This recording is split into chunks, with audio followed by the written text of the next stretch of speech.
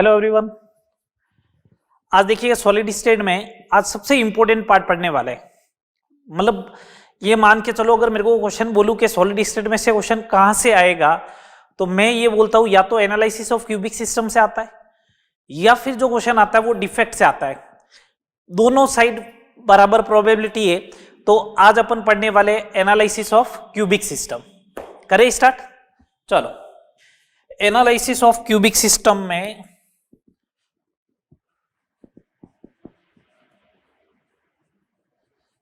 क्योंकि अपन को पढ़ना क्यूबिक सिस्टम ही है,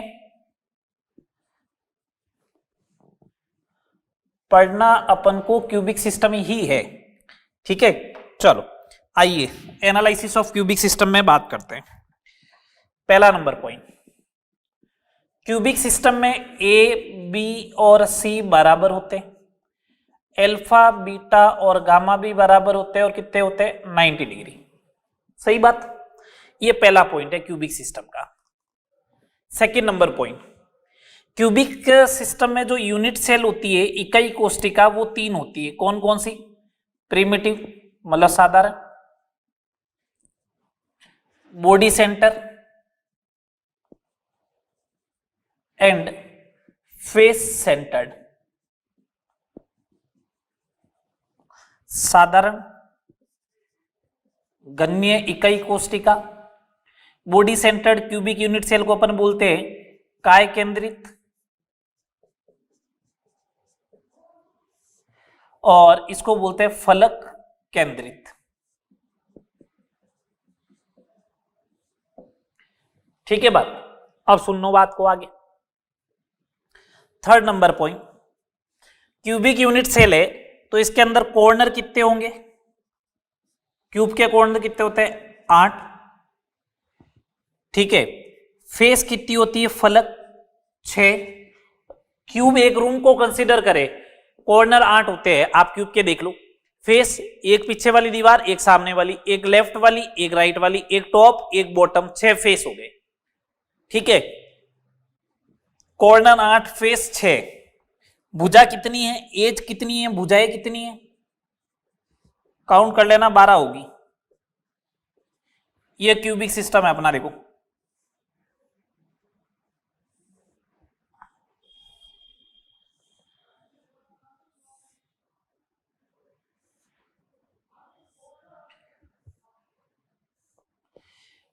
एक दो तीन चार हो गई, 4 भुजा। 1 2 3 4 5 6 7 8 9 10 11 12 12 भुजाएं। ठीक है, 8 कॉर्नर। ये देखो, एक सिंपल सा क्वेश्चन दे रखा है आपके मॉड्यूल के अंदर कि फेस एफ लिखते हैं, कॉर्नर को लिखा हुआ वर्टेक्स और एज को लिखा हुआ ई। तो एक बात बताओ, ये कॉर्नर वी प्लस एफ जो होगा वो ई प्लस 2 के बराबर होना ही चाहिए या नहीं होना चाहिए? एज का मतलब ई, तो 12 प्लस 2 14 और 8 प्लस 6। सही बात है। तो ऐसे क्वेश्चन भी बनाते हैं, तो इनको रट्टा नहीं मारे, सिंपल सा याद हो जाए। ठीक है। फोर्थ नंबर, अच्छा बॉडी डायगोनल कितने होंगे? चलो बॉडी डायगोनल की बात कर लेते हैं पहले। बॉडी डायगोनल भी कितने, इसी के अंदर बात कर लेते हैं। जो सेंटर से पास हो, बॉडी सेंटर से, तो एक मतलब 2 विपरीत कॉर्नर से एक बॉडी सेंटर होगा, तो 8 कॉर्नर है, तो 8 कॉर्नर से बॉडी डायगोनल कितने हो जाएंगे? 4। ठीक है। फोर्थ नंबर पॉइंट पे बात करते हैं। फोर्थ नंबर पॉइंट पे बात करते हैं, फेस डायगोनल की लंबाई कितनी होगी? फेस डायगोनल की लंबाई कितनी होगी? तो सिंपल सी बात है, ये फेस डायगोनल बनेगा, ये ए तो ये √2 है। ठीक है। बॉडी डायगोनल की लंबाई, बॉडी डायगोनल की लंबाई, बॉडी डायगोनल की लंबाई होती है √3 है। कैसे? बॉडी डायगोनल ये वाला बनेगा, ये वाला बॉडी डायगोनल है, ये ए हो गया, ये √2a हो गया, पाइथागोरस थ्योरम लगाओ, ये √3a हो जाएगा। समझ में आ रही है बात? बोलिए। अब मैं इन पॉइंट्स को नाम दे देता हूं, इन पॉइंट्स को नाम दे देता हूं। इसको 1, इसको 2, इसको 3, इसको 4। इसको 5, इसको 6, इसको 7 और इसको 8। मैं बोल रहा हूं पॉइंट नंबर 1, पॉइंट नंबर 1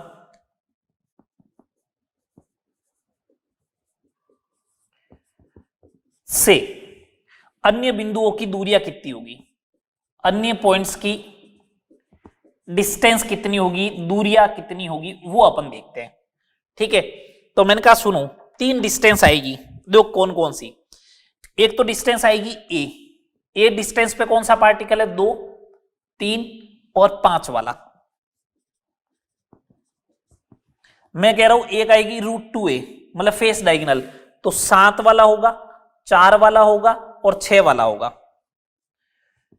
4, 6 और 7। एक आएगी √3a, वो होगा 8 नंबर पॉइंट, √3a पे 8 नंबर वाला पॉइंट। किसी को कोई डाउट है तो बोलिएगा। तो पॉइंट 1 से अन्य पॉइंट की डिस्टेंस हो जाएगी a √2a और √3a।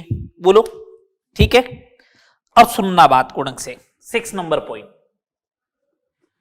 6 नंबर पॉइंट पे आते हैं। 6 नंबर पॉइंट ये है, किसी पॉइंट से, ये आपको याद रखने, ऑफलाइन होती तो आपको बिल्कुल अच्छे से समझाते। किसी पॉइंट से ए दूरी पर बिंदुओं की संख्या, पॉइंट्स की संख्या, ए डिस्टेंस बोलो या फिर a/2 बोलो, एक ही बात है ना। सुनना बात को, मैंने ये एक पर्टिकुलर पॉइंट लिया, ये वाला, इससे बोलो ए पॉइंट पे कितने डिस्टेंस होंगे, तो एक ये वाला, 2 और एक 3। ये नीचे की डायरेक्शन में तो एक ऊपर के डायरेक्शन में भी होगा ऐसे, ये एक राइट में है तो एक ऐसा लेफ्ट में भी होगा, एक ऐसा आ रखा है तो एक ऐसे भी होगा। बोलो कितने पॉइंट हो गए, 6। कितने पॉइंट आए, 6 आए। मैं बोल रहा हूं कि √2a डिस्टेंस पे या फिर a/√2 डिस्टेंस पे, मतलब डिवाइड बाई 2 करना है, तो √2a डिस्टेंस पे कितने पॉइंट होंगे, तो वो होंगे 12। कितने पॉइंट होंगे, 12। और √3a पे या फिर √3a/2 डिस्टेंस पे पॉइंट की संख्या कितनी हो जाएगी, 8। इनको ध्यान रखना है आपको। ठीक है, अभी के लिए ध्यान रखना है कि किसी पॉइंट से a दूरी पर पॉइंट की संख्या 6 होगी, √2a या a/√2 पर 12 होगी, √3a या √3a/2 पे कितनी होगी, 8 होगी। बोलो कोई दिक्कत, बताओ। चले आगे। अब अपन बात करते हैं एलिमेंट्स ऑफ सिमेट्री की। अब अपन बात करते हैं एलिमेंट्स ऑफ सिमेट्री।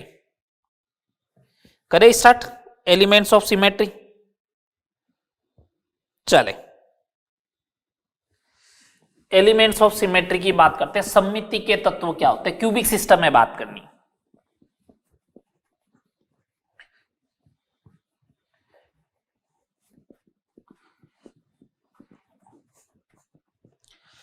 इनके क्वेश्चन सबके एक साथ करेंगे, है ना। पहले एनालिसिस ऑफ क्यूबिक सिस्टम करके फिर इनके प्रॉब्लम देखेंगे।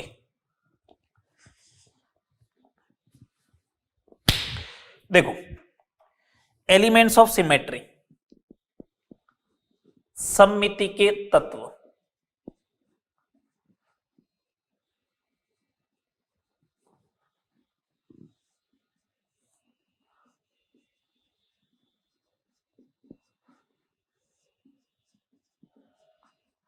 सममिति के तत्व, एलिमेंट्स ऑफ सिमेट्री, सममिति के तत्व।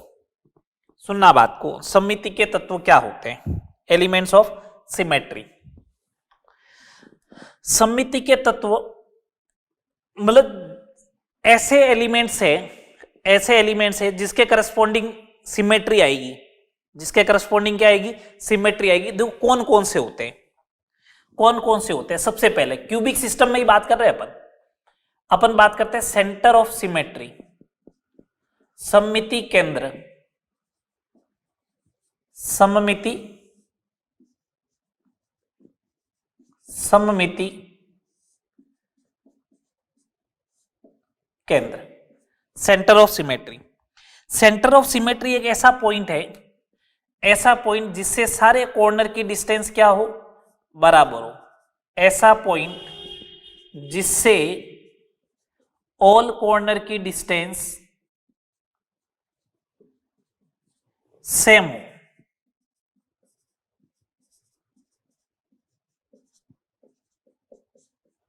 जैसे ये अगर आपने एक क्यूबिक सिस्टम बनाया तो एक बॉडी सेंटर जो होता है वो एक ऐसा पॉइंट होता है, बॉडी सेंटर एक ऐसा पॉइंट होता है,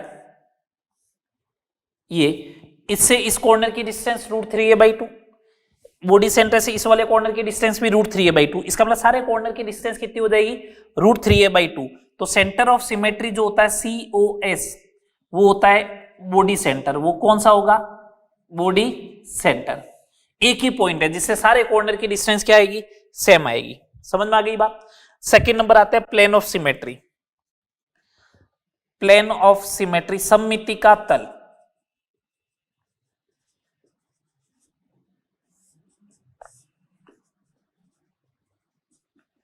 सममिति का तल, plane of symmetry. Plane of symmetry क्या होती है, एक ऐसा प्लेन जो क्यूबिक सिस्टम को दो बराबर पार्ट में डिवाइड कर दे, ऐसा प्लेन जो दो बराबर पार्ट में डिवाइड कर दे। दो होते हैं, एक तो होते हैं रेक्टेंगल, एक होता है डायगोनल। ये रेक्टेंगल और डायगोनल का मतलब क्या देखना, रेक्टेंगल प्लेन जो होते हैं ना वो कौन से होंगे और डायगोनल प्लेन कौन से होंगे। ये क्यूबिक सिस्टम हुआ, देखना रेक्टेंगल प्लेन कौन सा बनेगा, रेक्टेंगल प्लेन ये होगा इसका,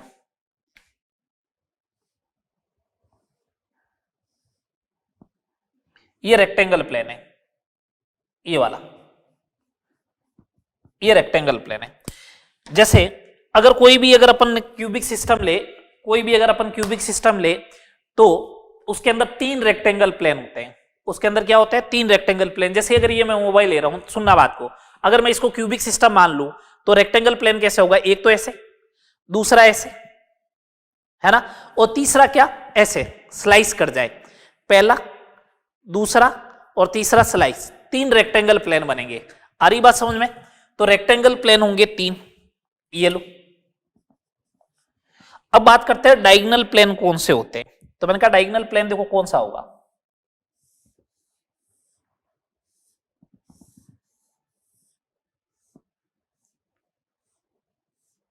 डायगोनल प्लेन होता है कि दो विपरीत भुजा केंद्र, ये देखो ये लो, ये बन जाएगा।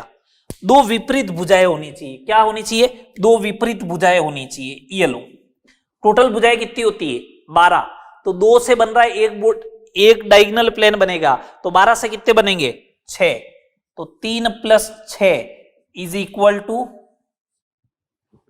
9। तो 9 क्या होंगे, प्लेन ऑफ सिमेट्री होगी। दो विपरीत भुजाओं से एक डायगोनल प्लेन बनता है, तो 12 भुजाएं, तो उससे कितने बनेंगे 6। समझ में आ रही है बात। थर्ड नंबर अपन बात करते हैं, थर्ड नंबर अपन बात करते हैं एक्सिस ऑफ सिमेट्री, सममिति अक्ष। एक्सिस ऑफ सिमेट्री सममिति अक्ष। सममिति अक्ष क्या होती है, सममिति अक्ष एक ऐसी लाइन होती है, एक ऐसी लाइन है जिसके अनुदिश क्यूबिक सिस्टम को घुमाने पर, एक ऐसी लाइन जिसके अनुदिश क्यूबिक सिस्टम को घुमाने पर वो एक जैसी संरचना प्राप्त होती है, एक जैसी संरचना प्राप्त होती है, तो उसे अपन बोलते हैं एक्सिस ऑफ सिमेट्री। ठीक है बात, दो समझो, समझना बात। कौन कौन सी होती है इसके अंदर, पहली two fold axis of symmetry, two fold axis of symmetry. Two fold axis of symmetry क्या होती है, सुना बात को आराम से।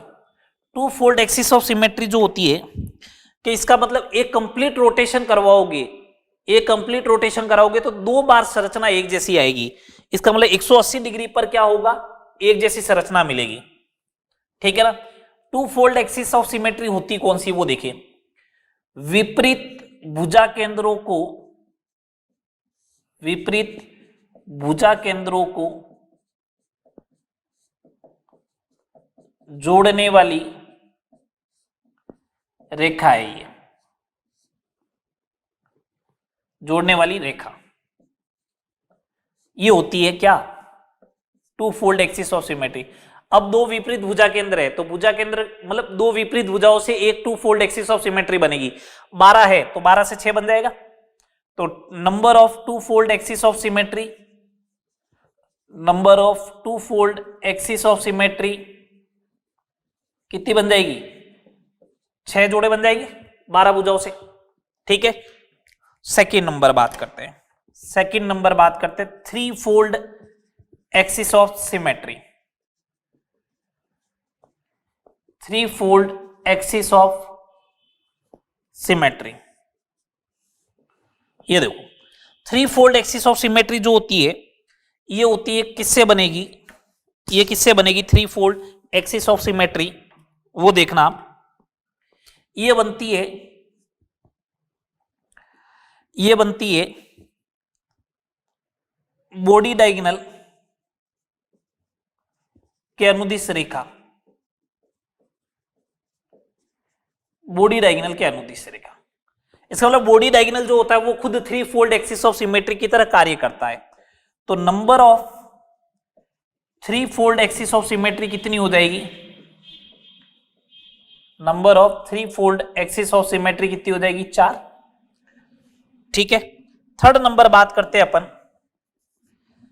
Four fold axis of symmetry. इनकी न्यूमेरिकल में मैं क्वेश्चन दूंगा उस समय ऐसा बोलूंगा थ्री फोल्ड फोर फोल्ड, तो उस समय ध्यान रखना है। फोर फोल्ड का मतलब एक रोटेशन कराओगे तो 4 बार संरचना एक जैसी आएगी। ठीक है, ये कौन सी होती है?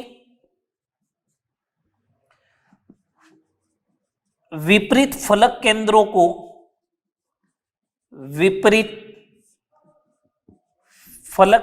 को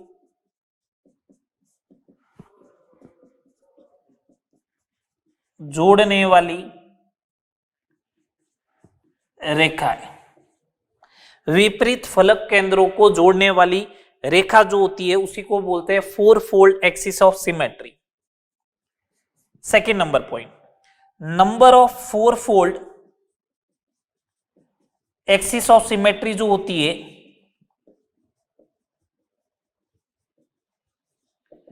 देखो 6 फलक केंद्र होते हैं तो 2 से बनती है 1, तो 6 से बन जाएगी 3।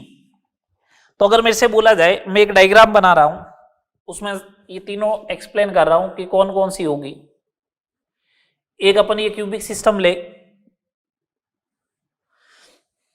ये लो एक क्यूबिक सिस्टम है, इसमें two fold axis of symmetry कहाँ है, थ्री फोल्ड कहाँ है, उसको अपन डिसाइड करते हैं। टू फोल्ड तो ये होती है अपोजिट भुजा के अंदर है, ये एक भुजा हो गई, ये दूसरी भुजा हो गई, ये C2 है टू फोल्ड। थ्री फोल्ड जो होगी वो बॉडी डायगोनल, ये रहा बॉडी डायगोनल, ये C3। C4 है अपोजिट फेस सेंटर वाली, ये हो जाएगी। चाहे C2 हो, चाहे C3 हो, चाहे C4 हो, ये तीनों जो होती है वो बॉडी सेंटर से पास होती है। इस बात का ध्यान रखिए, देखो बॉडी सेंटर से पास हुई है सारी। ठीक है, तो अगर मेरे से पूछे number of axis of symmetry कितनी होगी, total number of axis of symmetry कितनी होगी, तो मैं बोलूंगा सबसे पहले 6 थी, उसके बाद 4 और लास्ट में 3, टोटल हो गई 13।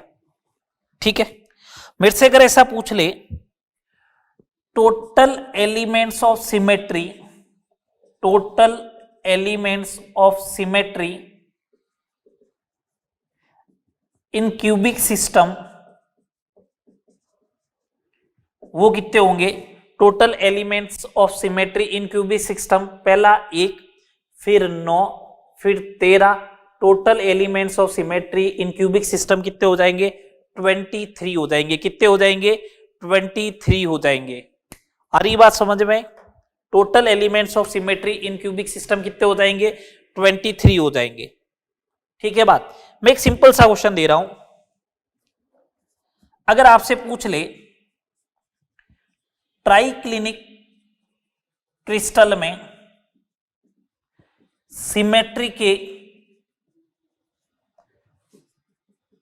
कुल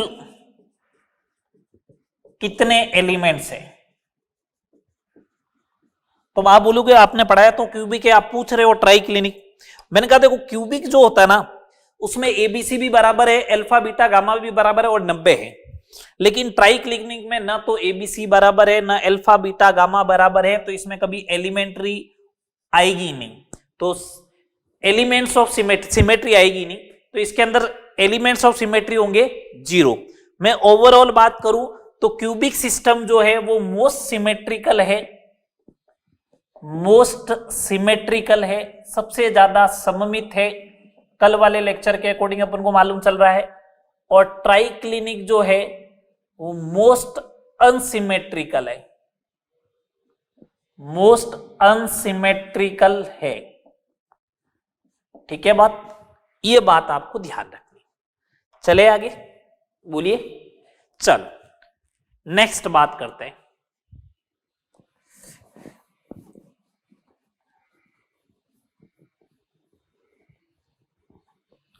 नेक्स्ट बात करते हैं परमाणुओं का यूनिट सेल में योगदान कितना होगा, contribution of atoms in unit cell.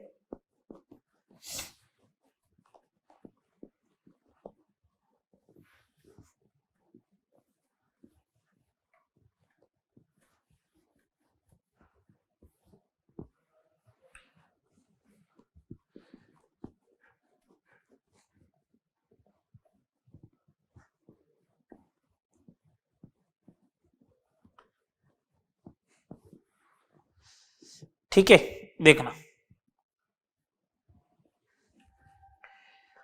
Next देखिए कंट्रीब्यूशन ऑफ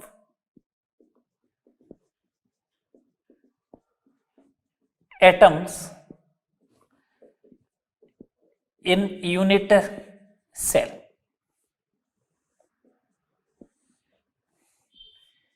इकाई कोष्टिका में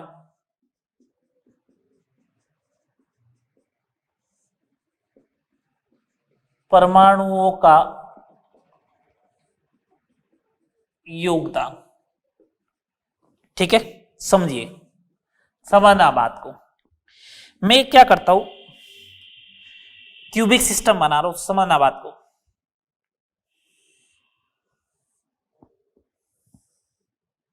क्यूबिक सिस्टम ऐसे ही बनता है, एक स्क्वायर बनाओ और उसके जस्ट पीछे एक स्क्वायर और बनाओ और फिर दोनों स्क्वायर को आपस में क्या कर दो, ज्वाइन कर दो।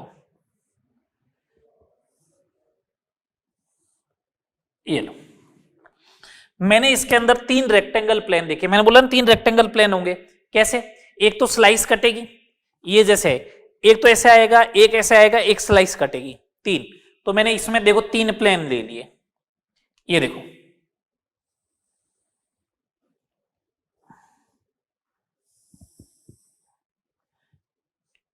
ये 3 रेक्टेंगल प्लेन है।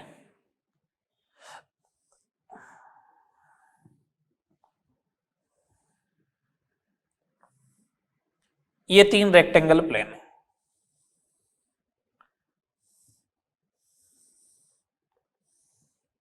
ये 3 रेक्टेंगल प्लेन हो जाएंगे। ठीक है, इनको आपस में ज्वाइन कर दीजिएगा इस टाइप से।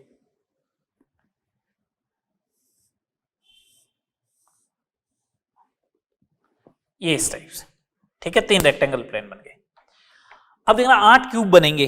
देखना कैसे, तो कभी भी एक रूम एक क्यूब के बारे में नहीं सोचे, 8 क्यूब। देखो क्यूब कैसे बना रहा हूं मैं, देखना ये मैं इस टाइप से लाइन चला रहा हूं। क्यूब कैसे बनता है,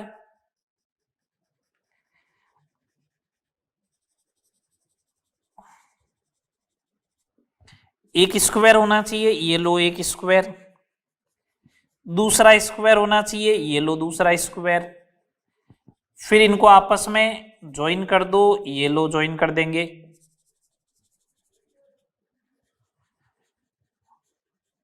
ये ज्वाइन कर दिया, ये ज्वाइन कर दिया, इधर से इसको ज्वाइन कर दिया, ये लो ये लो।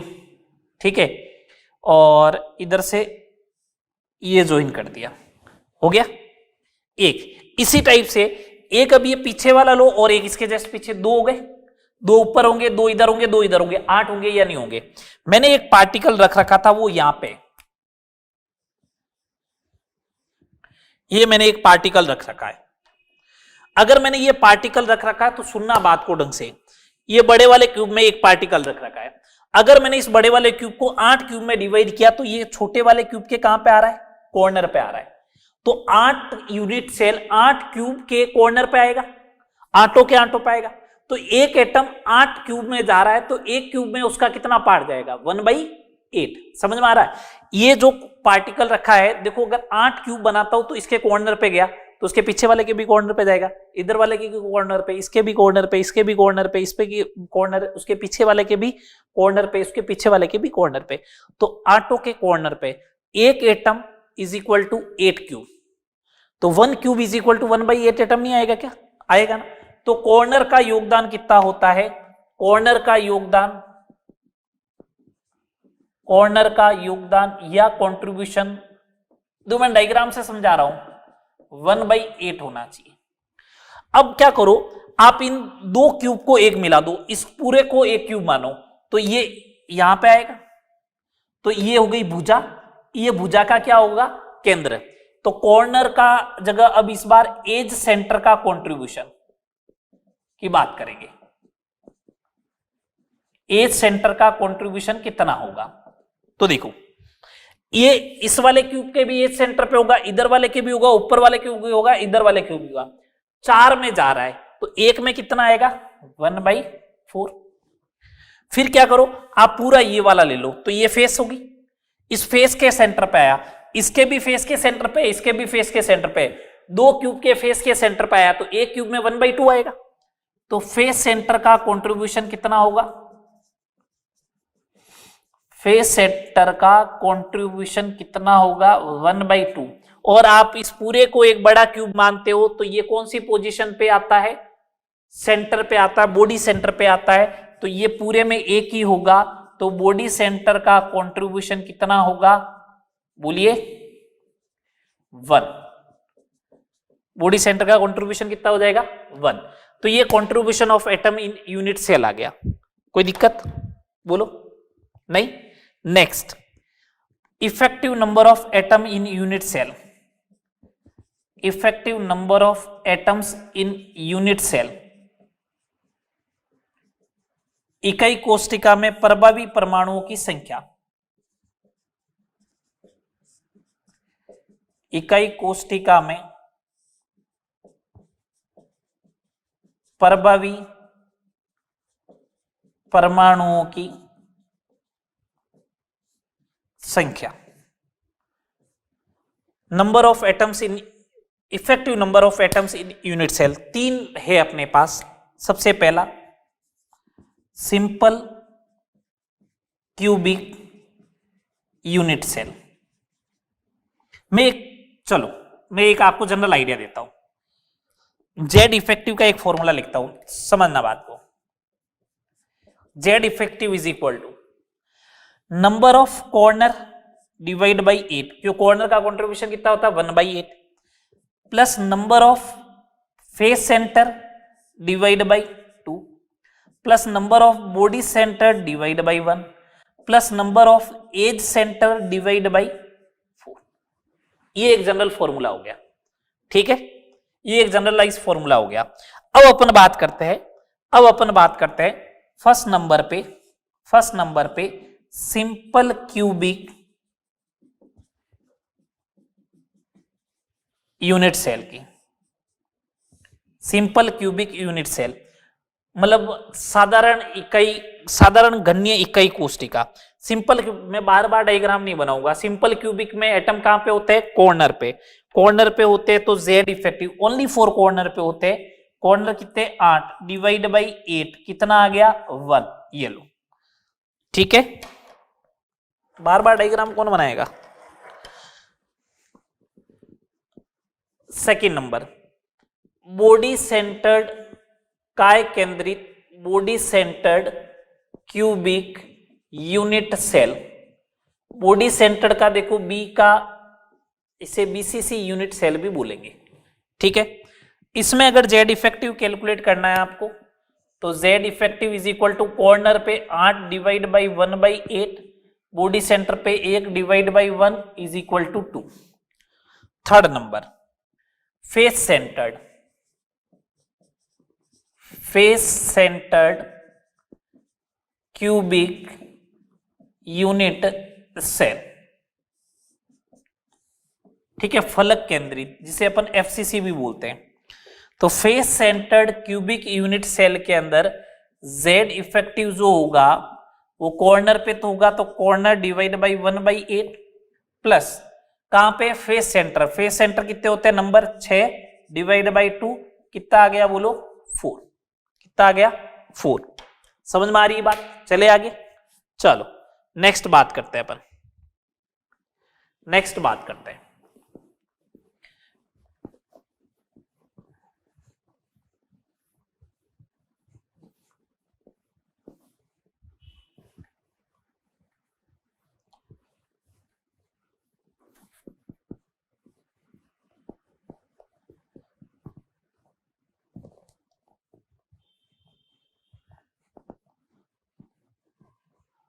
नेक्स्ट देखिए,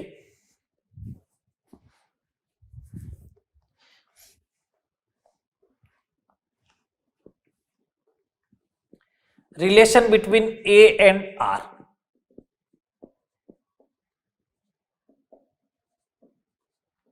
relation between a and r, a और आर में संबंध क्या होगा? यहां पे ए क्या है, यहां पे ए क्या है, a is equal to edge length, भुजा की लंबाई, और आर क्या है, रेडियस ऑफ एटम, गोलाकार मानेंगे अपन एटम्स को, तो रेडियस ऑफ एटम। एक बात सुनना, कोई भी दो एटम टच करते हैं ना, ये बात ध्यान रखना, कोई भी दो एटम टच करते हैं तो उनके बीच की दूरी न्यूनतम होनी चाहिए। तो इनके मध्य दूरी न्यूनतम, और वो किसके बराबर होगी, दूरी न्यूनतम होगी, और वो किसके बराबर होगी, वो होगी 2r के बराबर। किसके बराबर होगी, 2r। जो भी मिनिमम डिस्टेंस आए उसको 2r के बराबर करना। क्यों, दो एटम अगर आपस में टच करेंगे तो देखो इनके बीच की दूरी कितनी होगी, 2r होगी, या नहीं होगी, r और r 2r। ठीक है, अब आपको तो ये पता करना कौन से एटम टच कर रहे हैं। ठीक है, मैं एक डायग्राम बना के रख देता हूं क्यूबिक सिस्टम का, फिर आप चेक करते रहना। भाई जो दूरी न्यूनतम होगी वहीं पे तो एटम टच करेगा।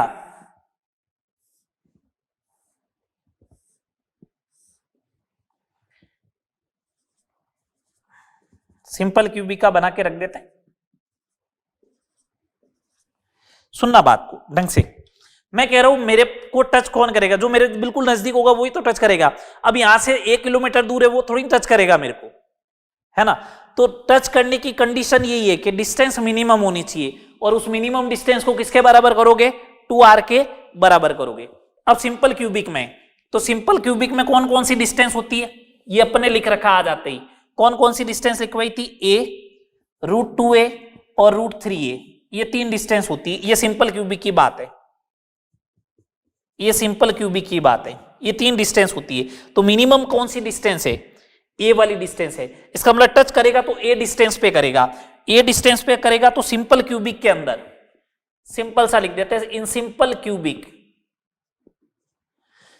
यूनिट सेल में ए पे टच करेगा, तो ए पे टच करेगा तो 2r हो जाना चाहिए, ए बराबर, ए इज इक्वल टू 2r, बोलो कि नहीं। ठीक है, अब अपन बात करते हैं बीसीसी की। बीसीसी में एक पार्टिकल यहां पे और आएगा तो ये वाली डिस्टेंस और आ जाएगी, तो a आएगा, √2a आएगा, √3a भी आएगा, और √3a/2 भी होगी। अब ये बताओ √3 होता है कितना, 1.7 डिवाइड बाई 2 0.85, तो ये सबसे कम हो गई, ये सबसे कम हो गई। तो अगर मैं बात करूं बीसीसी के अंदर, तो सबसे मिनिमम डिस्टेंस जो है वो √3a/2 है। तो यहां पे टच करेंगे और टच करने वाली डिस्टेंस किसके बराबर होनी चाहिए, 2r के। यही क्वेश्चन था इस बार नीट 2020 में, उसने तो सीधा ये बोला r बताओ कितना होगा, √3/4, और a की वैल्यू दे रखी थी 288 पिकोमीटर, ऐसा कुछ दे रखा था। ठीक है, कल अपन क्वेश्चन करेंगे तब उनको डिस्कस भी करेंगे। ठीक है बात। थर्ड नंबर अपन बात करते हैं एफसीसी यूनिट सेल। तो एफसीसी के अंदर पार्टिकल एक और आएगा यहां पे, यहां पे आएगा तो a आएगा, √2a आएगा, √3a आएगा और √2a डिवाइड बाई 2 आएगा। तो सबसे कम डिस्टेंस ये हो गई इस बार। अगर सबसे कम ये हो गई तो एफसीसी यूनिट सेल में बात करूं, एफसीसी यूनिट सेल में अगर बात करूं तो √2a/2 जो होगा वो 2r के बराबर आएगा। ये लो a और r में रिलेशन हो गए सारे। किसी को कोई दिक्कत बोलो? नहीं? चले आगे। चलो नेक्स्ट हेडिंग लगाओ, पैकिंग एफिशिएंसी, संकुलन दक्षता,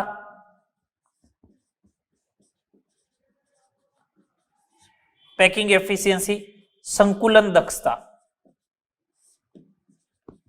मतलब संकुलन दक्षता का मतलब ये होता है कि परमाणु जो है वो यूनिट सेल का कितना भाग घेरते हैं, कितना भाग घेरते हैं। अगर पैकिंग फ्रैक्शन पूछा जाए, संकुलन भिन्न पूछा जाए, क्या पूछा जाए? पैकिंग फ्रैक्शन, तो ये होगा परमाणुओं द्वारा घेरा गया भाग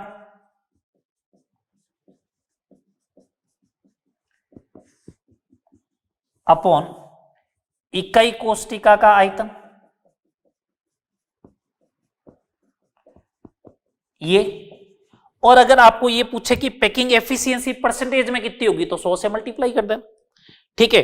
अब परमाणु द्वारा घेरा गया भाग कितना होता है, पैकिंग फ्रैक्शन की बात करते हैं, PF, number of atom Z effective into एक एटम का वॉल्यूम होता है 4/3 pi r cube upon volume कितना होता है यूनिट सेल का, क्यूबिक यूनिट सेल है तो ए क्यूब हो जाएगा। तो पैकिंग फ्रैक्शन हो जाएगा Z effective into 4/3 pi r cube divide by a cube.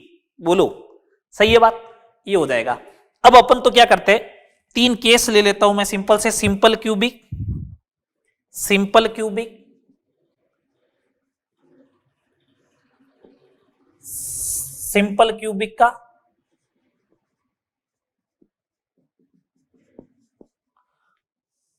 Simple cubic unit cell आएगी तो उसकी पैकिंग फ्रैक्शन कैलकुलेट करनी है मेरे को। जैसे तो जेड इफेक्टिव कितना होता है, 1 4/3 pi r cube upon a cube. A cube की जगह मैं वैल्यू पुट कर देता हूं 8 आर क्यूब, तो आर क्यूब से आर क्यूब कैंसिल हो गया, 4/3 इंटू 8 इंटू पाई, 4 पाई ये हो जाएगा 2, तो पाई/6 आ जाएगा पैकिंग फ्रैक्शन। पैकिंग एफिशिएंसी चाहिए, संकुलन दक्षता इन परसेंटेज चाहिए, तो पाई/6 इंटू 100 ये हो जाएगा 52.4% और ये आएगा 0.524।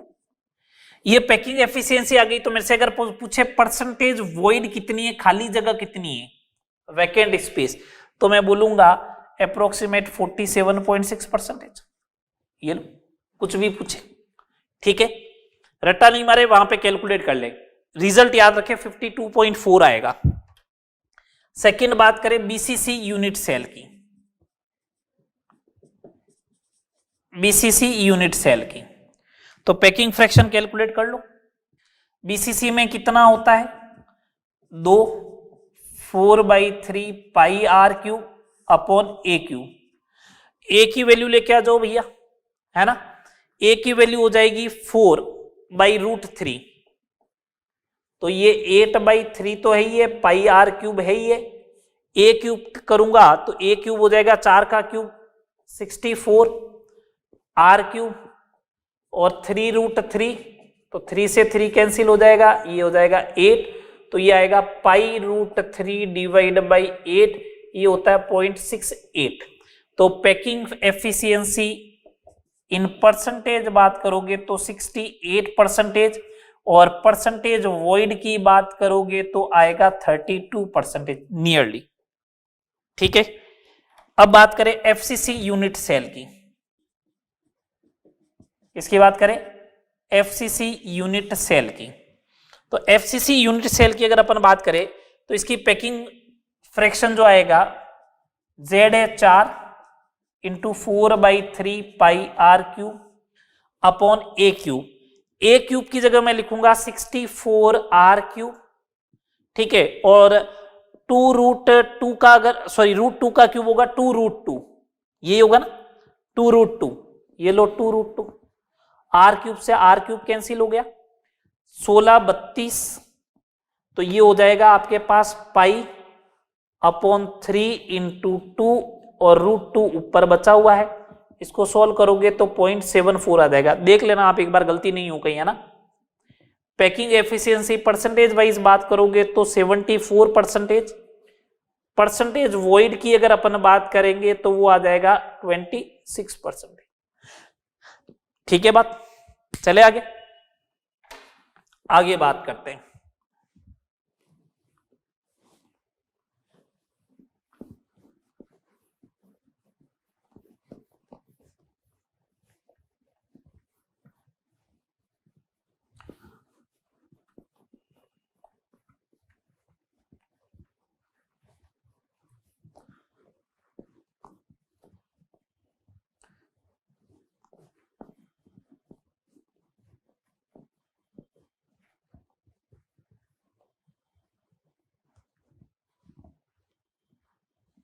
तो नेक्स्ट एनालिसिस के अंदर देखिए क्यूबिक सिस्टम के,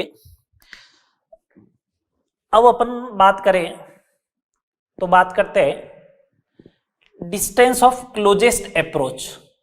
जो कभी कभार ये भी पूछ लेता है ना, सिंपल सा टॉपिक है, डिस्टेंस ऑफ क्लोजेस्ट अप्रोच, निकटतम पहुंच की दूरी कितनी होगी।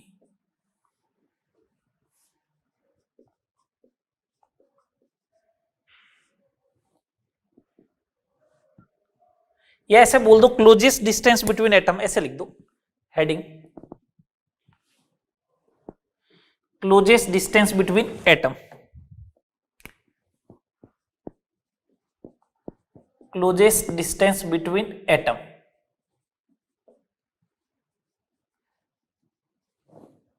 निकटतम दूरी परमाणुओं के बीच की, परमाणु के बीच की निकटतम दूरी, तो इसको स्मॉल या कैपिटल डी से लिखूंगा, है ना, कैपिटल डी से लिख देता, डेंसिटी को स्मॉल डी से लिखेंगे।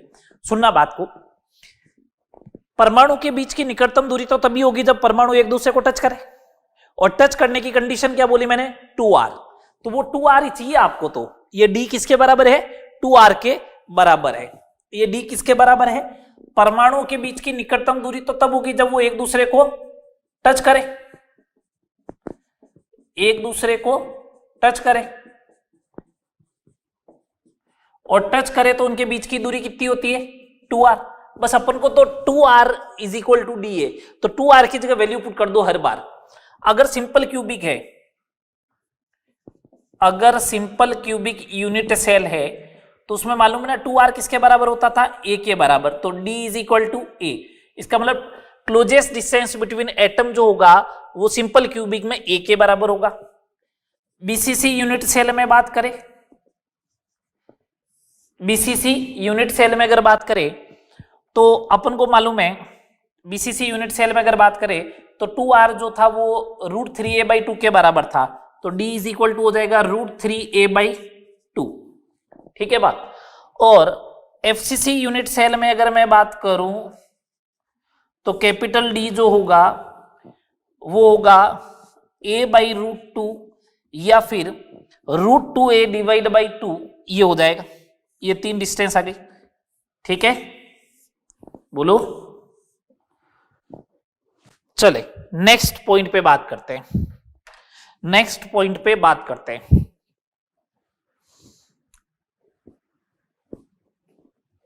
कोऑर्डिनेशन नंबर,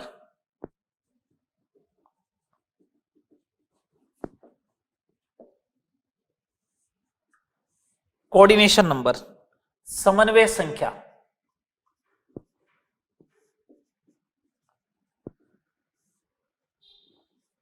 कोऑर्डिनेशन नंबर, समन्वय संख्या क्या होती है कोऑर्डिनेशन नंबर?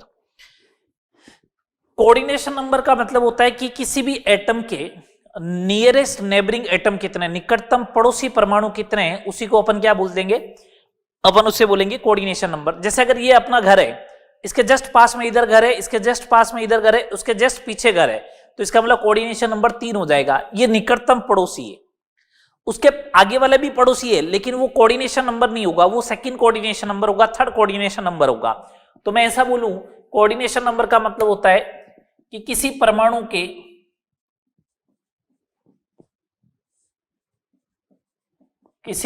के निकटतम पड़ोसी परमाणुओं की संख्या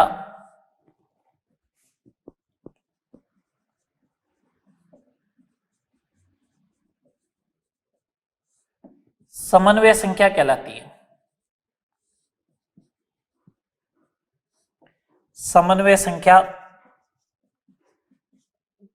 कहलाती है। किसी परमाणु के निकटतम पड़ोसी परमाणु की संख्या जो है वो आपको क्या कहलाएगी? समन्वय संख्या, कोऑर्डिनेशन नंबर कहलाएगा। ठीक है बात?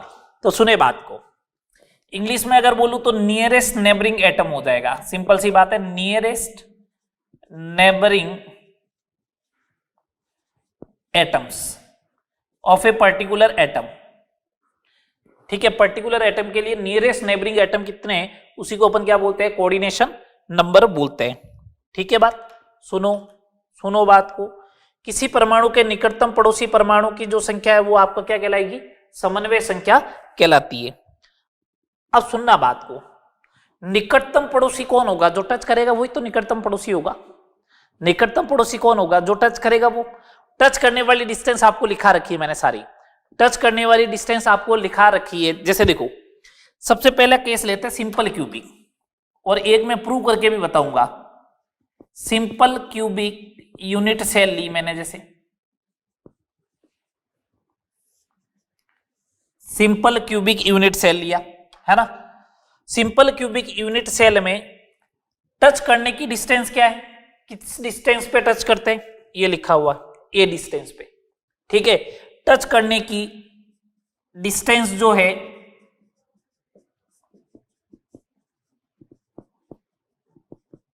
ए है। इसका मतलब जो निकटतम पड़ोसी होगा वो ए डिस्टेंस पे होगा। बोलो, जो निकटतम पड़ोसी होगा वो स्मॉल ए डिस्टेंस पे होगा। और बताओ ए डिस्टेंस पर कितने पार्टिकल होते हैं? ए डिस्टेंस पर कितने पार्टिकल होते हैं? ए डिस्टेंस पे, ए दूरी पर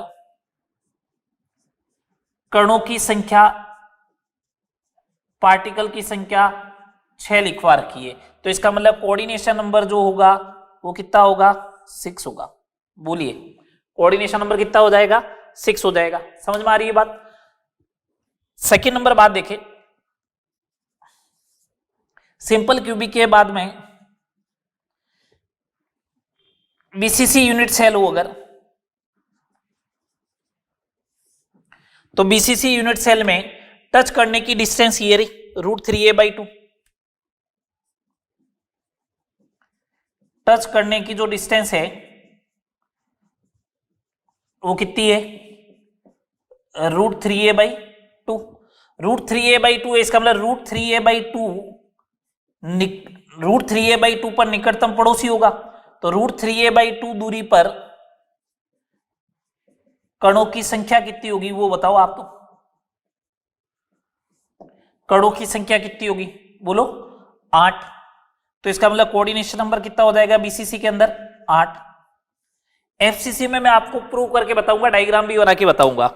ठीक है, लेकिन पहले अपन डायरेक्ट रिजल्ट देख लेते हैं, उसके बाद डायग्राम भी बना देता हूं। एफसीसी यूनिट सेल है अगर, एफसीसी यूनिट सेल है अगर, तो एफसीसी यूनिट सेल में देखिएगा, एफसीसी यूनिट सेल में टच करने की डिस्टेंस वो पड़ी है सामने। टच करने की डिस्टेंस वो है √2a/2 या फिर a/√2। और अपन को मालूम है √2a/2 दूरी पर कणों की संख्या कितनी होगी? 12। कितनी होती है? 12। तो कोऑर्डिनेशन नंबर जो होता है, कोऑर्डिनेशन नंबर जो होता है एफसीसी यूनिट सेल में वो कितना होगा? 12 होगा। एफसीसी यूनिट सेल में कोऑर्डिनेशन नंबर कितना होगा? 12 होगा, 12 होगा। आ रही बात समझ में? चले आगे, एफसीसी यूनिट सेल में कोऑर्डिनेशन नंबर कितना हो जाएगा? 12 हो जाएगा। अब मैं देखो प्रूव करके बता रहा हूं।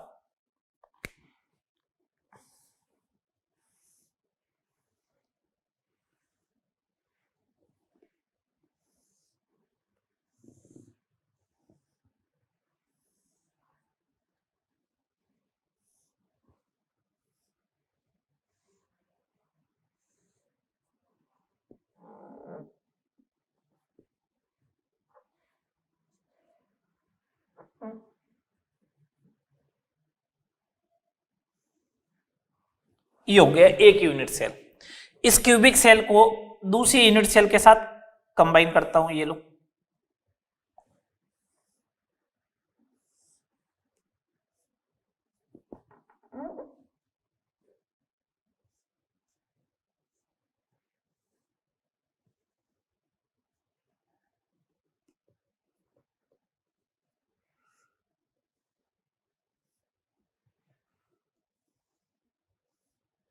ये इस टाइप से ये दो यूनिट सेल को मैंने आपस में कंबाइन कर दी। एफसीसी अगर है तो एफसीसी अंदर है तो ये फेस सेंटर हो गया, ये कॉर्नर के पार्टिकल हो गए, ये वापस फेस सेंटर हो गया, ये फेस सेंटर हो गया, ये फेस सेंटर हो गया, ये फेस सेंटर हो गया, ये फेस सेंटर हो गया, इधर ये फेस सेंटर हो गया, ये फेस सेंटर हो गया, ये फेस सेंटर हो गया, ये फेस सेंटर हो गया, ये फेस सेंटर हो गया, है ना। कॉर्नर पे तो पार्टिकल है ही है, ठीक है, कॉर्नर पे तो पार्टिकल है ही है। ये अपन ने दो रूम को कंबाइन किया। तो सुनना बात को, मैं इस वाले की बात कर रहा हूं, इस वाले की बात कर रहा हूं। ये देखना यहां से डिस्टेंस कितनी है, पहले आराम से अच्छे से तसल्ली से बताओ। ये पूरा जो बनेगा वो फेस डायगोनल बनेगा, तो ये डिस्टेंस बनेगी अपने कितनी, पूरी होती है √2a, तो √2a डिवाइड बाई 2 होगी, इसका मतलब a/√2 डिस्टेंस होगी इस कॉर्नर की, होगी a/√2। तो एक सिंपल सी बात है, ये a/√2 है तो ये भी a/√2 होगी, ये भी a/√2 होगी, ये भी a/√2 होगी, इसका मतलब चारों कॉर्नर को टच करेगा। ये लो, ये टच है, ये टच है, ये टच है और ये टच है, चार जो बराबर डिस्टेंस पे होगा वो तो टच करेगा ही ना। मैं बोल रहा हूं इधर से मेरे पास a डिस्टेंस पे वो टच कर रहा है, तो अब मेरे से जो a डिस्टेंस पे होगा वो सारे मेरे को टच करेंगे ना। तो यहां से मैं बोल रहा हूं a/√2 मिनिमम डिस्टेंस आ रही है, तो ये चारों को टच करेगा। अब सुनना आराम से, मैं ले रहा हूं ये वाला पॉइंट, जैसे ये वाला फेस सेंटर है, ये वाली दीवार का फेस सेंटर है, तो सामने वाली दीवार की डिस्टेंस कितनी होगी a, उसको छोड़ के बाकी कोई भी उठाओ, जैसे ये लिया, ठीक है, तो यहां तक मेरे को पहुंचना है ना, तो यहां तक पहुंचने का एक तरीका है, इस वाले सेंटर से ऐसे जाऊं a/2, फिर वैसे जाऊं a/2, फिर ये पाइथागोरस थ्योरम लगाऊं ऐसे, तो a/2 का स्क्वायर a²/4 प्लस a²/4, तो a²/2 स्क्वायर रूट लूंगा तो a/√2 आएगा। इसका मतलब ये वाली डिस्टेंस भी जो होगी वो a/√2 होगी। तो बताओ सामने वाले को छोड़ के ये a/√2, इधर a/√2, ऊपर a/√2, नीचे a/√2, तो चार फेस सेंटर और टच करेंगे। तो इसका मतलब ये वाला भी टच करेगा, ये वाला भी टच करेगा, ये भी टच करेगा, ये भी टच करेगा, ये टच करेंगे तो फिर तो ये भी टच करेगा। ये लो कितने एटम टच कर रहे हैं, a/√2 डिस्टेंस पे 12, देख लो 12 टच कर रहे हैं। आ रही बात समझ में, a/√2 पे कितने एटम टच करेंगे, 12 एटम टच करेंगे। बात आ गई समझ में, ये कोऑर्डिनेशन नंबर हो गया। चले आगे, एनालिसिस ऑफ क्यूबिक सिस्टम का last part, density of the unit cell. Density of unit cell, unit cell की डेंसिटी सिंपल सी बात है, अगर आपको डेंसिटी कैलकुलेट करनी है ना, तो डेंसिटी D बराबर क्या होता है यूनिट सेल का, mass of the unit cell, unit cell का द्रव्यमान कितना है, upon volume of the unit cell. Mass of the unit cell कितना है upon volume of the unit cell कितना हो जाएगा, मास कितना होगा, मन का इफेक्टिव नंबर ऑफ एटम कितने मल्टीप्लाई बाई उसका एटॉमिक वेट m। एक बात बताओ, जो आप ये एटॉमिक वेट m लिख रहे हो, ये तो अगर ग्राम में लिख रहे हो, सुनना बात को ढंग से, अगर ये ग्राम में लिख रहे हो तो मोल में भी समझाया था कि अगर सोडियम का अगर आप लिखते हो 23 ग्राम, इसका मतलब उसके अंदर Na एटम है, एक मोल का है, तो मेरे को तो 4 एटम चाहिए, 2 एटम चाहिए या 1 एटम चाहिए, तो एक एटम का वेट कितना आएगा, तो मैं बोलूंगा Na एटम का वेट 23 ग्राम होता है, तो एक एटम का वेट कितना होगा 23 डिवाइड बाई Na, और Z एटम का वेट कितना होगा 23 divide by Na into m, तो यहां पे Na से डिवाइड भी करना है, और ये volume of the unit cell A cube आ गया, ये आएगा ग्राम पर सेंटीमीटर क्यूब में। इस बात का ध्यान रखें, अगर आपने A को किस में रखा है, A इन सेंटीमीटर हो तो D बराबर Z effective into M upon Na into A cube. सबसे अच्छे क्वेश्चन जो बनते हैं वो डेंसिटी के ऊपर बनते हैं, सबसे अच्छे क्वेश्चन। देखो या तो डेंसिटी कैलकुलेट करवाएगा या जेड इफेक्टिव कैलकुलेट करवाएगा। जेड इफेक्टिव की वैल्यू 1 आई, इसका मतलब सिंपल क्यूबिक हो गया। 2 आई तो बॉडी सेंटर हो गया। 4 आया तो एफसीसी हो जाएगा।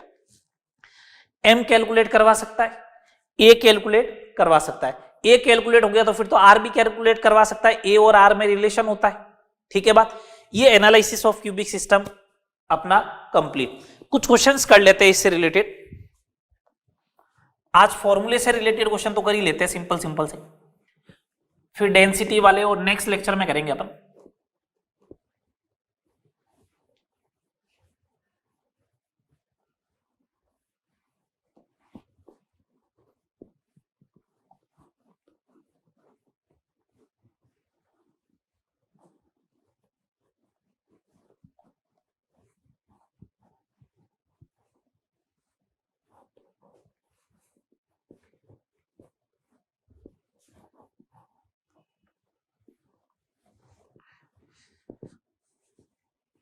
चलो देखो फॉर्मूले वाले क्वेश्चन देखो। फॉर्मूला ऑफ द कंपाउंड क्या होगा? सिंपल सिंपल सी प्रॉब्लम बता रहा हूं। जैसे एक्स कॉर्नर पे और वाई बॉडी सेंटर पे है ना, बॉडी सेंटर पे, तो आपको पूछा फॉर्मूला क्या होगा। क्यूबिक है ना, क्यूबिक यूनिट सेल है, पहली बात ये ध्यान रखें। तो अपन सिंपल सा बोलेंगे effective number of x atom. Effective Z किसको रिप्रेजेंट करता है? इफेक्टिव नंबर ऑफ एटम किसके? एक्स के। कॉर्नर कितने होते हैं? 8 इंटू कॉर्नर का कंट्रीब्यूशन 1/8 तो कितना आएगा? 1।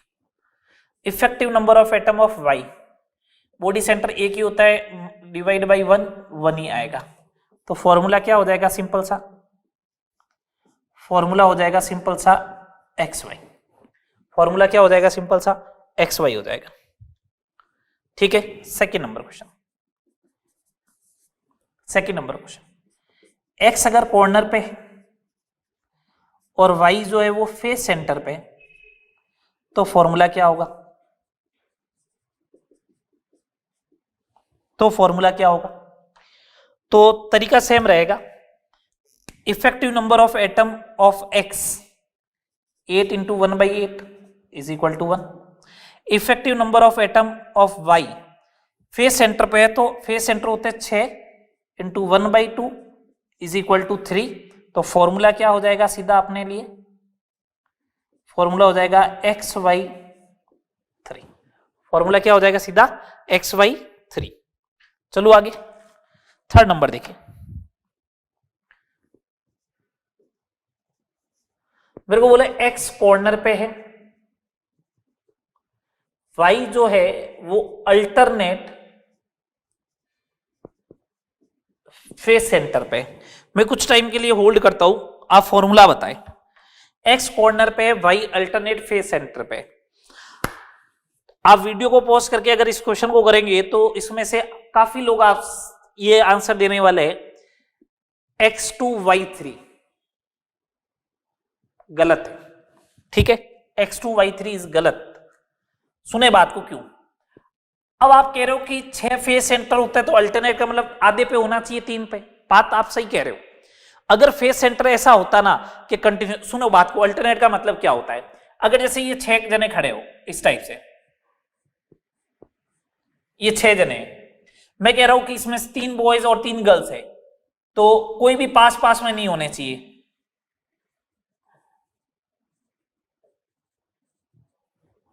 इसको अल्टरनेट वेव बोलते हैं। तो ये अल्टरनेट वेव तो तब है ना, ये अल्टरनेट वेव तो तब है जब एक लाइन में हो, तो 6 में से आधी पोजीशन बॉयज ऑक्यूपाई कर लेंगे, आधी पोजीशन गर्ल्स ऑक्यूपाई कर लेंगे। अब अपने पास फेस सेंटर ऐसे थोड़ी ना है, फेस सेंटर तो अपने पास ऐसे है, फेस सेंटर अपने पास ऐसे है।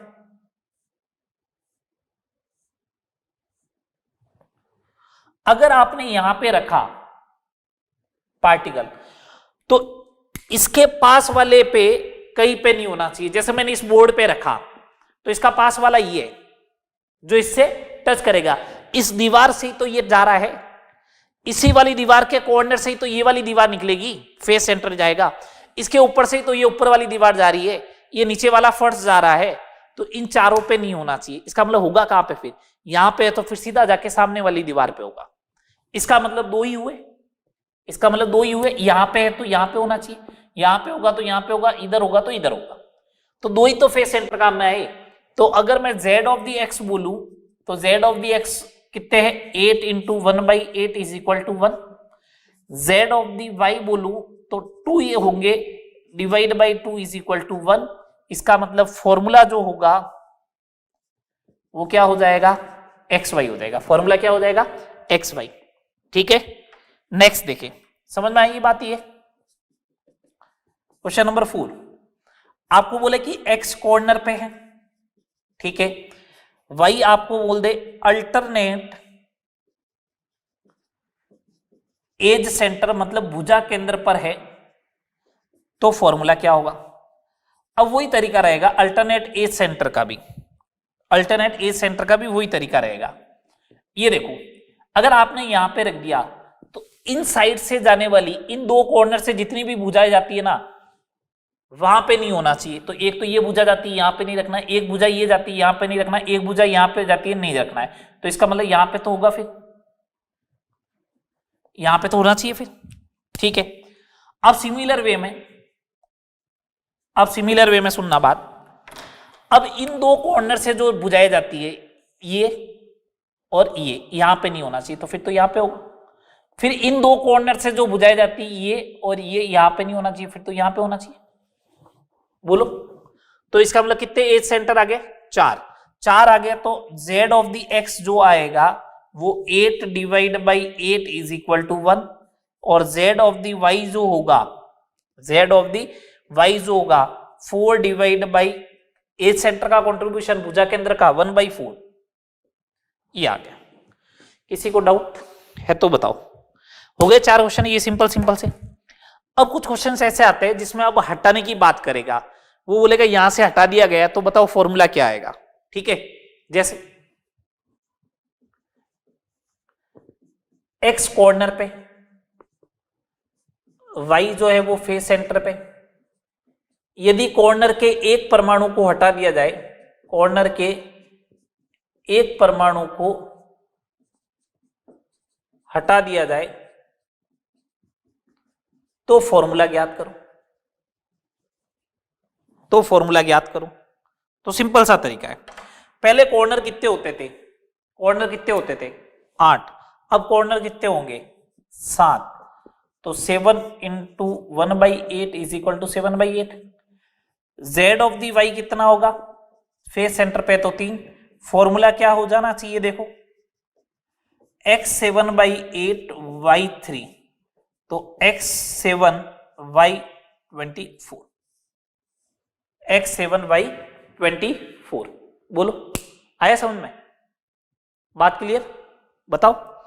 इस टाइप से क्वेश्चन बनते हैं। और देखो, तो इसी वाले क्वेश्चन में और कैसे ट्रेंड बदल सकता हूं मैं, इसी वाले क्वेश्चन में और कैसे ट्रेंड बदल सकता हूं।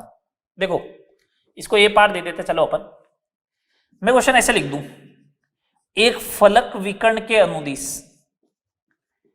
एक फलक विकर्ण के अनुदिश सभी परमाणुओं को हटा दिया जाए, सभी परमाणुओं को हटा दिया जाए। एक फलक विकर्ण के अनुदिश सभी परमाणुओं को हटा दिया जाए। फलक विकर्ण तो ये वाला है, फिर ये वाला। तो देखो, दो तो कॉर्नर जाएंगे, एक फेस सेंटर भी जाएगा, है ना। दो कॉर्नर जाएंगे, एक फेस सेंटर जाएगा, तो हटने वाले परमाणु लिख दो आप। तो हटने वाले परमाणु कौन से हैं, हटने वाले परमाणु लिख दो कौन से हैं, दो कॉर्नर और एक फेस सेंटर।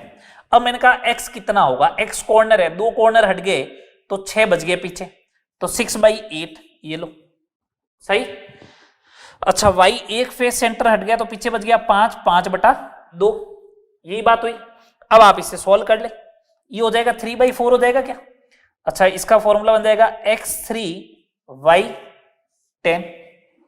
एक फलक विकर्ण के अनुदिश सभी परमाणुओं को हटा दिया जाए, ऐसे बोल दे।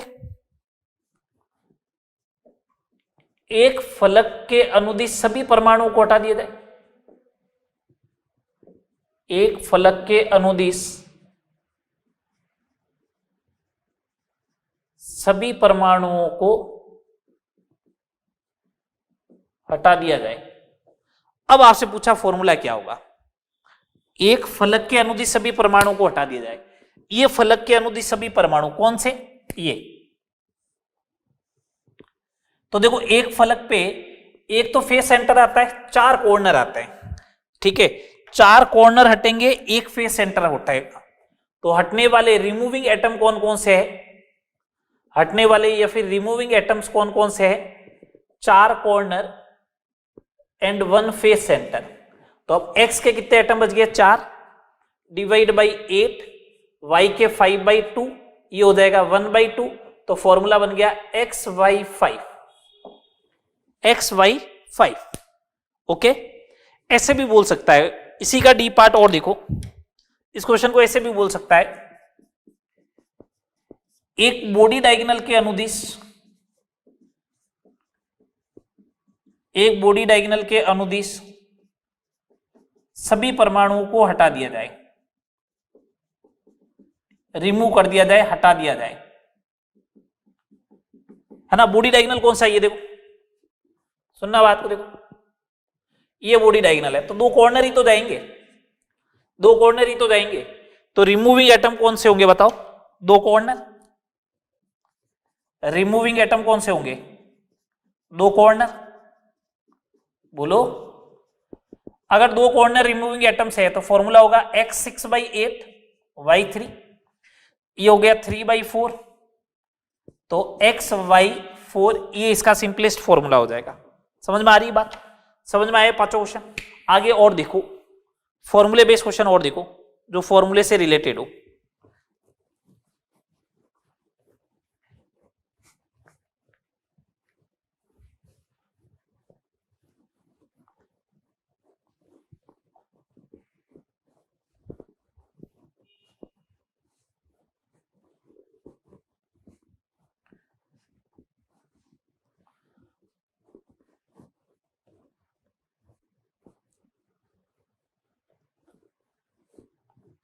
चले नेक्स्ट देखिए,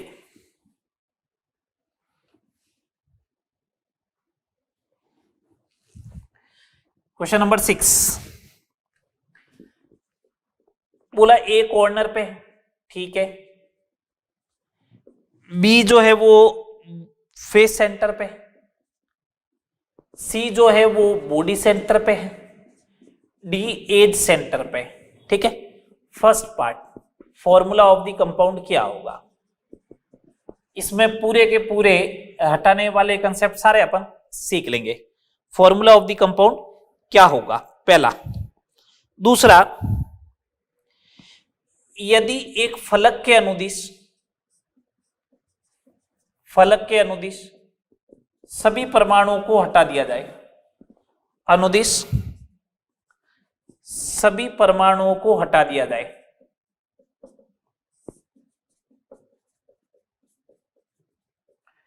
थर्ड पार्ट, सी पार्ट, यदि एक डायगोनल प्लेन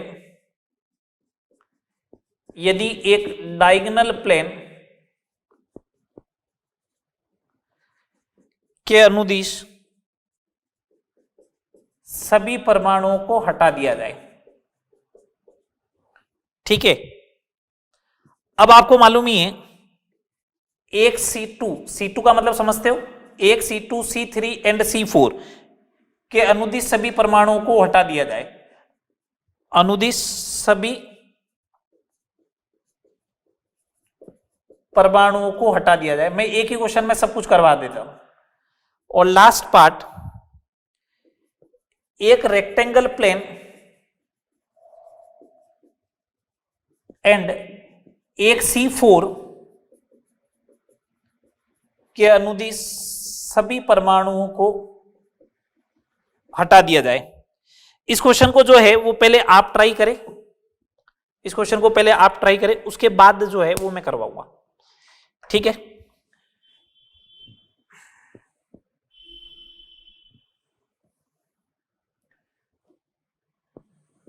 ये एक टेबल टाइप से ही बना देता हूं क्योंकि सारे केस इधर लिखे हुए हैं, है ना।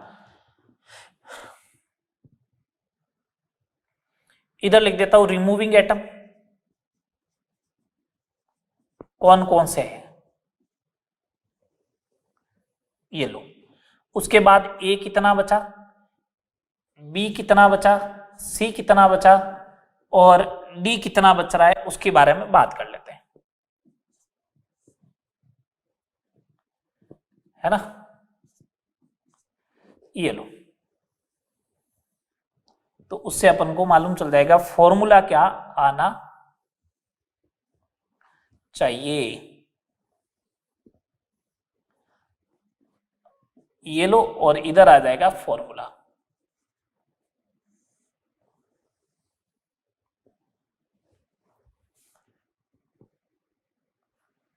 ठीक है, ये लो 5 केस है, 5 में से पहला केस अपन नहीं बनाएंगे, उसका डायरेक्ट फॉर्मूला लिखने वाला हूं मैं जब तक तुम लोग सोल्व कर लोगे मेरे हिसाब से।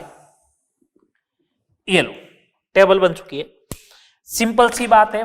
ए कॉर्नर पे है तो ए का 8/8, बी फेस सेंटर पे तो 6/2, 1/1 सी का, डी 12 एज सेंटर होता है /4, तो फॉर्मूला बन गया AB3CD3।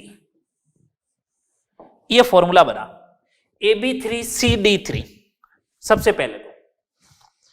अब मैं इधर क्यूबिक बना लेता हूं, इधर ये आपका क्यूब बन गया, देखो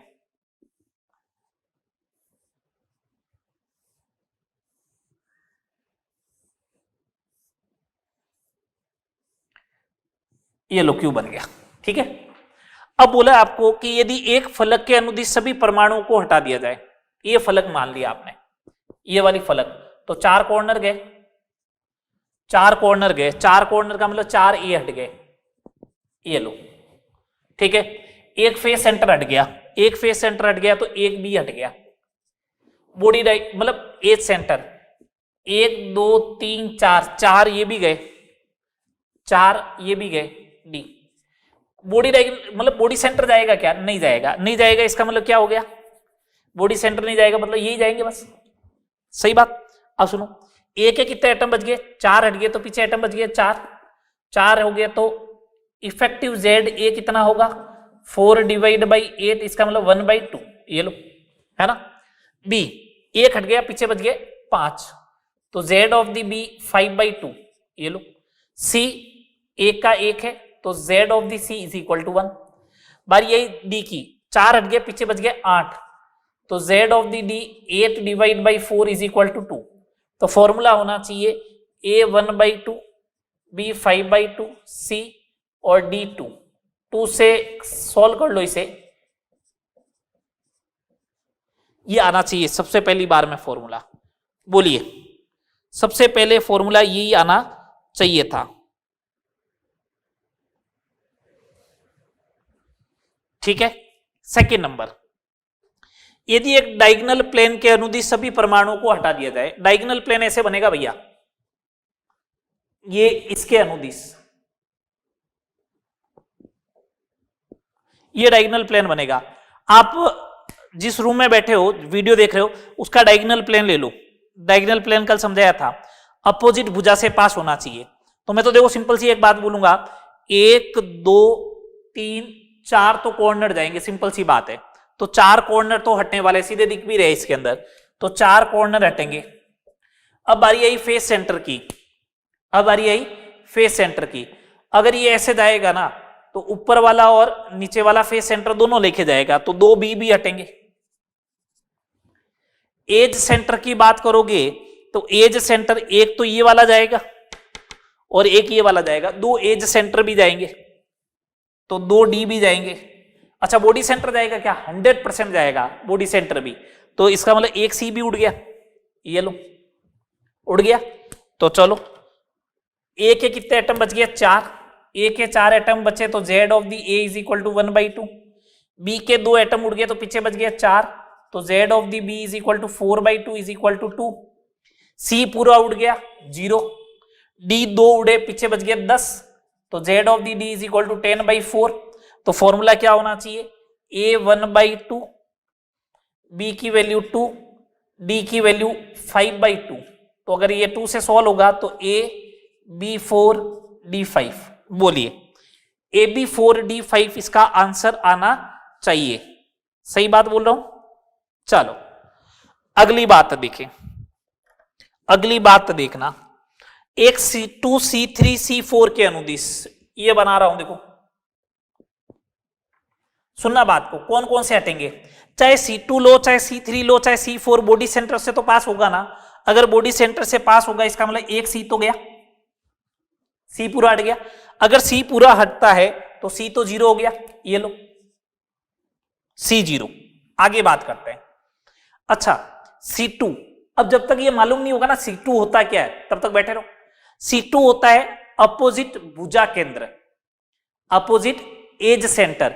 तो इसका मतलब 2 एज सेंटर जाएंगे, opposite edge center, 2 edge center जाएंगे, 2 एज सेंटर गए।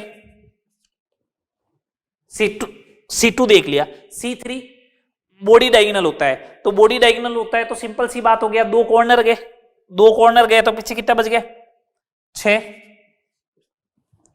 बारी आई C4 अपोजिट फेस सेंटर, तो 2 फेस सेंटर भी गए, ये लो। अब लिखो क्या हुआ, गड़बड़ कहां हो गया, गड़बड़ हो गया ना, 2 कॉर्नर गए तो 2 कॉर्नर ही लिखो ना, ये लो 2 कॉर्नर गए तो पीछे बच गया 6, 6 बच गया तो 6/8, इसका मतलब 3/4, ये लो। बी 2 गए तो पीछे बच गया 4, तो इसके 2 हो गए। सी पूरा चला गया, डी 2 चले गए, डी 2 चले गए तो 5/2, 10/4 का मतलब 5/2। हाँ सोल्व कर लो इसको, ए 3/4, बी 2, सी 5/2, A3 B8 C10, A3 B8 C10 इसका आंसर आना चाहिए D10, सॉरी ये D है ना, ये D है, D10। कोई दिक्कत? एक रेक्टेंगल प्लेन और एक C4 के अनुदिश सभी परमाणुओं को हटा दिया आपने, एक रेक्टेंगल प्लेन और एक C4 के अनुदिश सभी परमाणुओं को हटा दिया। दो कंडीशन बन सकती है, इसके अंदर 2 कंडीशन बनेगी। मैं पहले ही लाइन खींच लेता हूं। 2 रेक्टेंगल प्लेन मान लो अगर आपने ये वाला लिया और C4 यही वाली ले ली, तो रेक्टेंगल प्लेन में ही C4 हो। 2 रेक्टेंगल प्लेन तो ये वाला होगा ना, और इसी में C4 ऐसी हो, तो रेक्टेंगल प्लेन के अनुदिश हो गई। रेक्टेंगल प्लेन ये लिया और C4 ये वाली लेकर आए तो परपेंडिकुलर हो जाएगी। आ रही बात समझ में?